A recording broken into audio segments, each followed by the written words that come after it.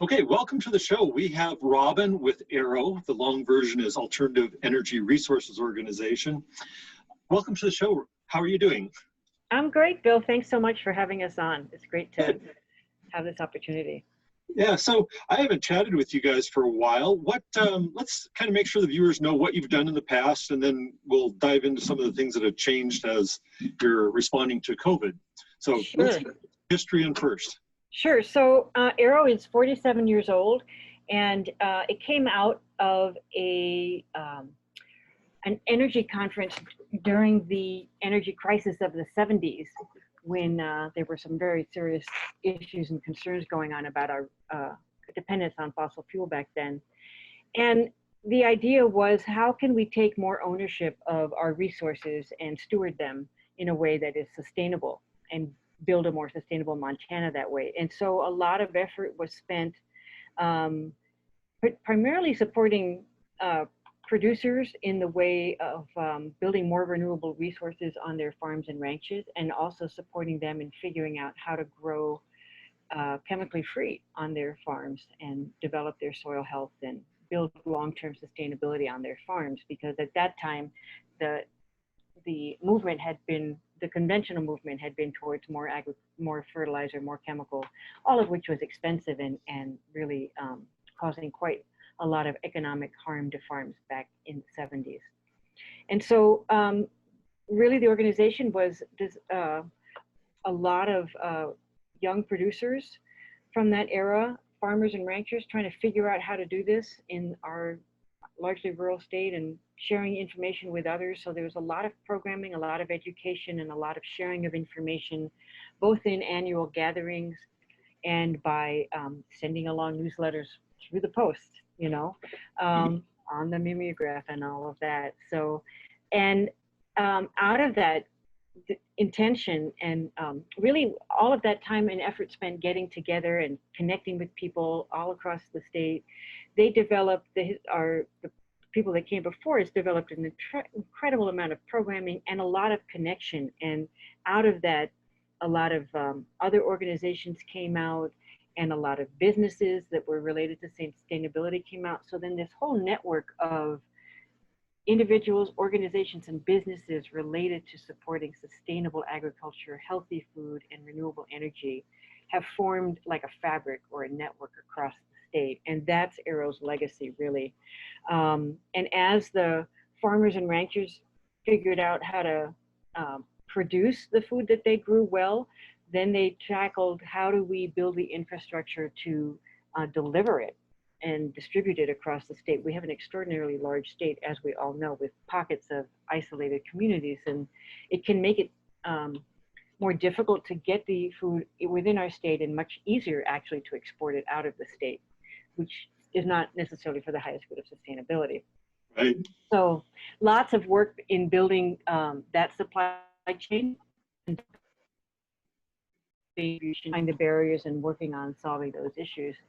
And you know, that also has led to more organizations, more businesses, and more efforts. And so there's, again, another layer of that network that's been built up over the last 4 decades.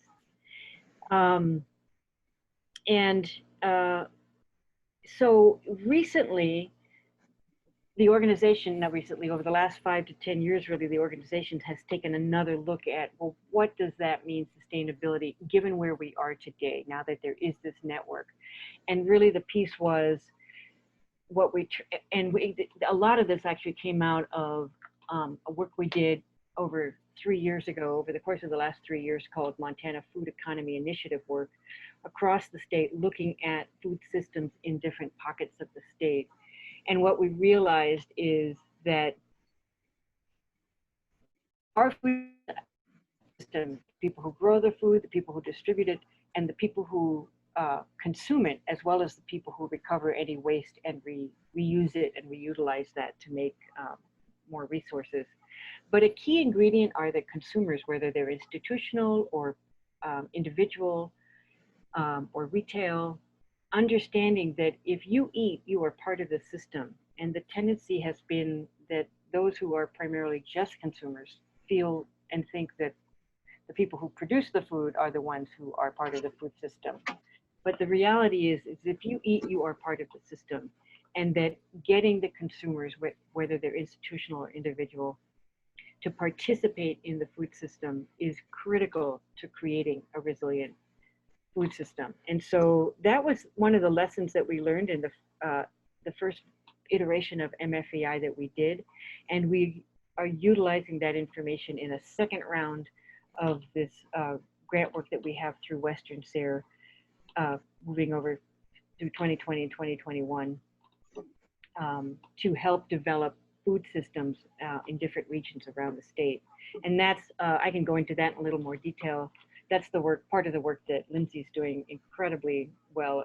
It's very exciting.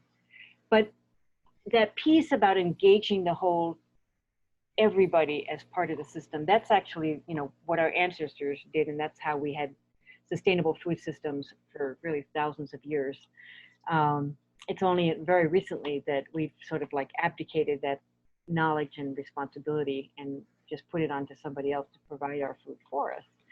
And it turns out that's not very sustainable. So we've been working in that area, and we've been developing grant works to support funding in that area, and we've been engaging our membership and community members in that conversation through our expo events and various other conferences. And then COVID hit, and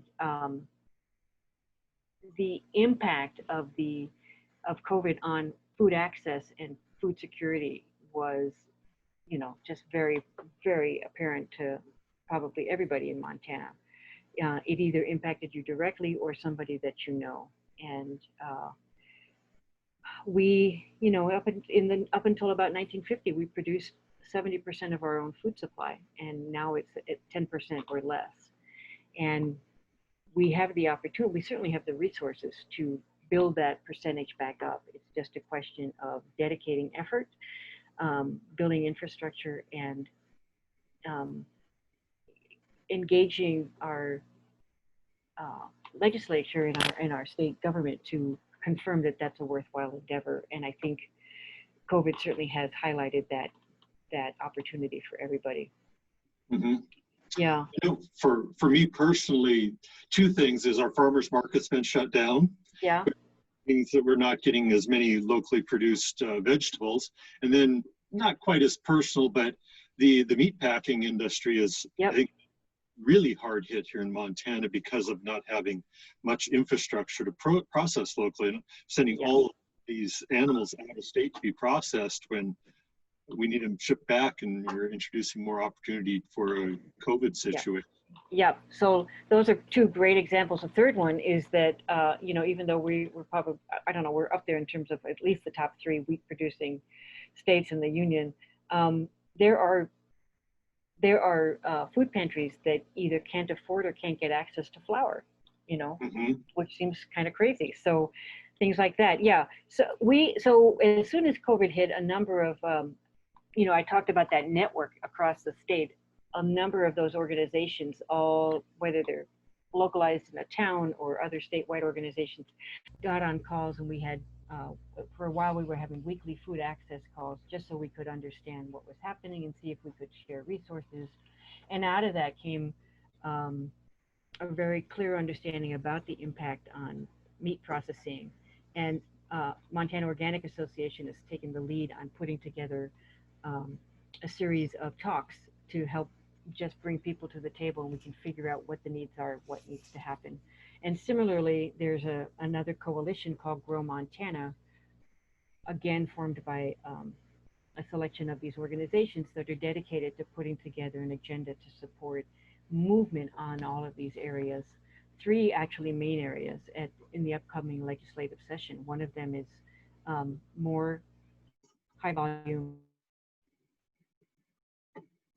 and produce and pulses and grains, so that we could provide flour to our communities. We can handle things like, as I'm sure you heard about things, you know, this past spring, there were farmers having to dispose of their potatoes because they couldn't find markets for them, and the commodity market wasn't honoring their contracts, you know, things like that. If we had, and the few processing centers that we do have in the state just simply could not handle the volume. that these farmers were growing. That's an easy solution, you know, seriously. What I think is just odd is we took a decentralized system, we centralized it. Now we're looking at our solution is going to be to decentralize the same system again.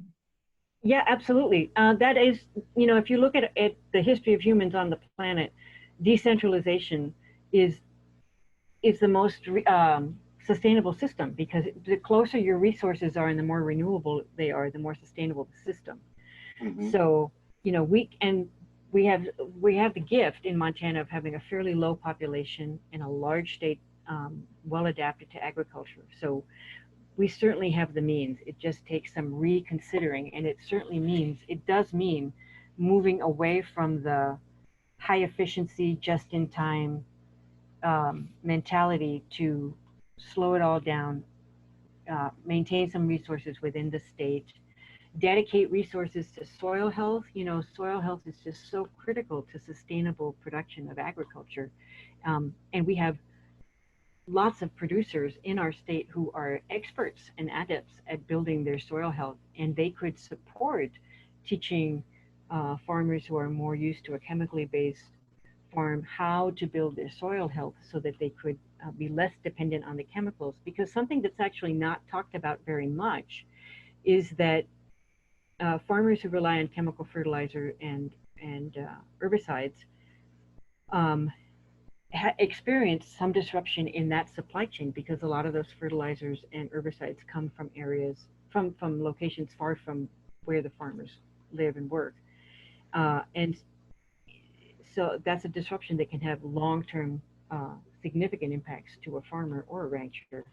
And imagine if you could take ownership of developing your own soil health and your own local fertilizing means, you would be more independent and less at risk of disruptions.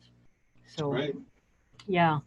So then, so just there were, we were moving along with our planning for our year, you know, with the second iteration of this Montana Food Economy Initiative, as well as working with farmers markets to reduce to actually cottage food industry folks to working together with the sanitarians across counties so that cottage food laws were being regulated systematically and coherently across counties, and also to reduce plastic waste while trying to be in compliance.